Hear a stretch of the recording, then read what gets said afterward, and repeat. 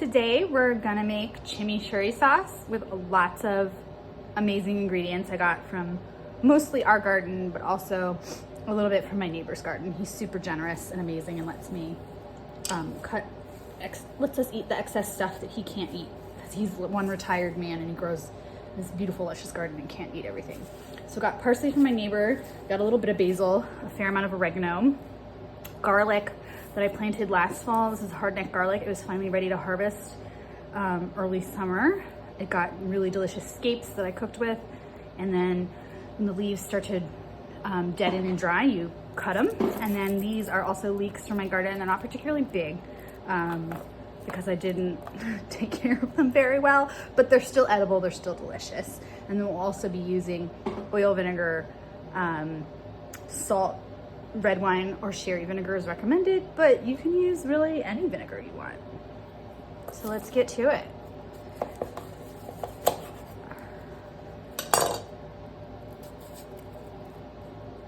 Because this garlic is really fresh and hasn't completely dried and cured yet, it is gonna be this beautiful, vibrant color. I actually probably only need 1 clove for this recipe today.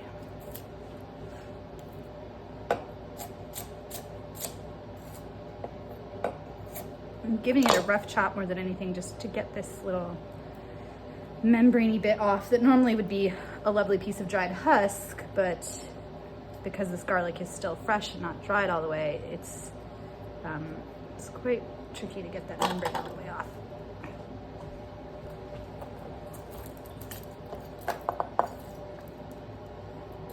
I'll just cut the root part off of the leeks.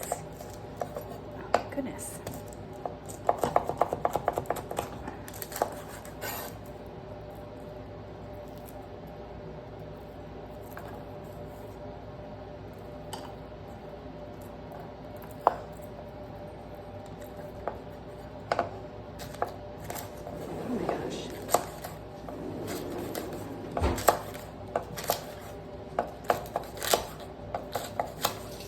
These leeks are really woody. I probably will not grow this variety again. And then add all of our fresh herbs.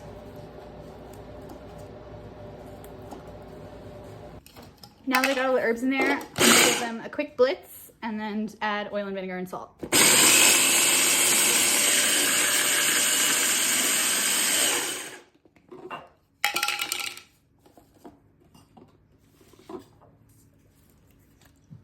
I'm doing probably 1 tablespoon of vinegar to start. There might be more. I let that run for a while because I really wanted the garlic, the leek, which I also recommend using shallots or other delicate onions, not necessarily straight large bulb onions. Definitely do a more delicate, like green onions are great, shallots are great, or leeks, because I really wanted that finely pureed.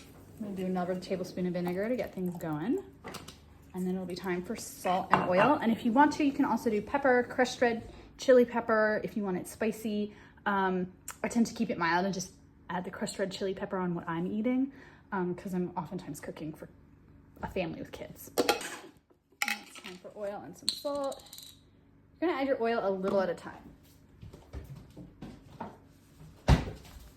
You don't wanna add it all at once. I'm adding, for this quantity, since it's not very much, only ½ teaspoon of salt.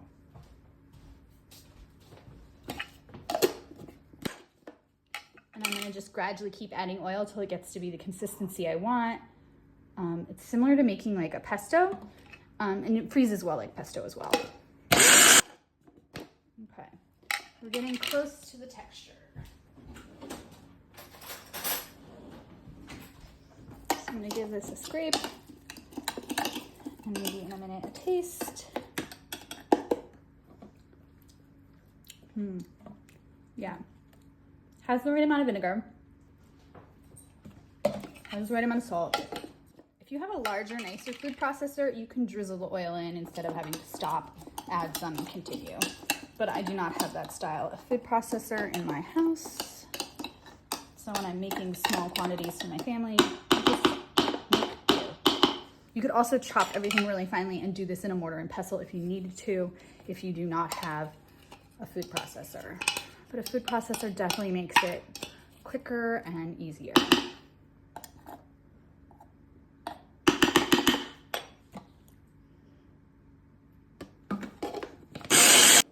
Okay, now I have a lovely thick pesto-like consistency.